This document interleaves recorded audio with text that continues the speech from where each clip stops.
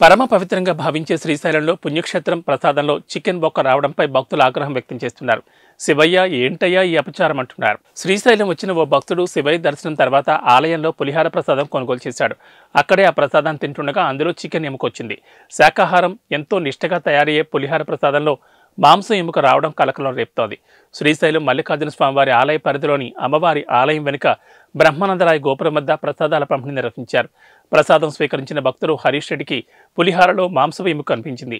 దీంతో తీవ్ర ఆగ్రహానికి గురయ్యాడు. దేవస్థానాధికారులకు లిఖితపూర్వకంగా ఎముక ముక్కను చూపించి ఫిర్యాదు చేశాడు. పవిత్రమైన పుణ్యక్షేత్రంలో ఈ అపచారం ఏంటని సదరు భక్తుడు ప్రశ్నించాడు. పుణ్యక్షేత్రాల్లో భక్తుల మనోభావాలు దెబ్బతింటున్నాయని ఆవేదన వ్యక్తం చేశాడు.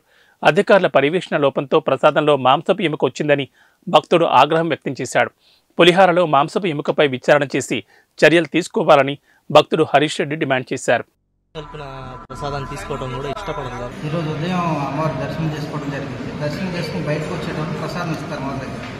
ఆ పులిహోరలో ఎముకొచ్చింది. కొంచెం దేవస్థానం వాళ్ళు శ్రద్ధగా వంట దగ్గర శ్రద్ధగా చూస్తే బాగుంటుందని మనం అంటే జ్యోతిర్లింగం ఇలాంటి చోట ప్రసాదం ఎంత శ్రద్ధగా చేయాలి.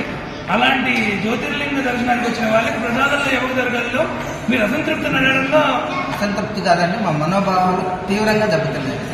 ఎంత అజాగ్రత్తగా ఉంటే దేవస్థానం చేయాల్సిన ప్రసాదంలో ఎముకలు రావడం న్యాయమా అనేది మీరు ఆలోచించి చెప్పండి. ఇచ్చాము. అధికారులకు ఎవరికైనా చెప్పారండి?